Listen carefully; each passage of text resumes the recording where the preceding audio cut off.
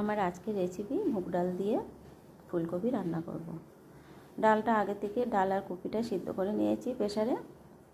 এদিকে কড়াইতে তেল দিয়ে শুকনো লঙ্কা আর পাঁচফোড়ন ফোড়ন দিয়েছি। ফোড়নটা হয়ে গেছে, এবার কিছু টমেটো দিয়ে দেবো আর বাটা মশলা দিয়ে দেবো। বাটা মশলায় ছিল কাঁচা লঙ্কা আর জিরে। এবার পরিমাণ মতো লবণ আর হলুদ দেবো, বেশি কিছু মশলা দেবো না, অল্প অল্প করেই দিয়ে রান্না করব এখন।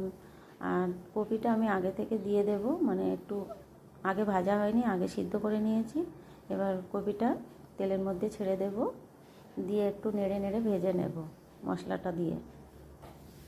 শীতের কপি আর এখন ভালো লাগছে না, অল্প করেই দিয়েছি, কিন্তু আমাদের বাড়িতে আবার খালি ডাল খেতে চায় না, গ্যাস হয়ে যায়, কত রকম সমস্যা।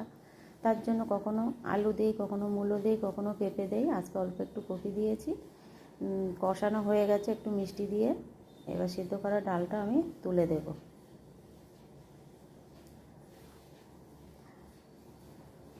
ডালটা তুলে দিয়েছি,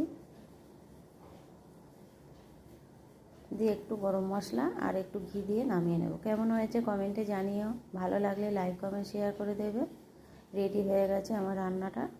এবার একটু ঘি দিয়ে দেব।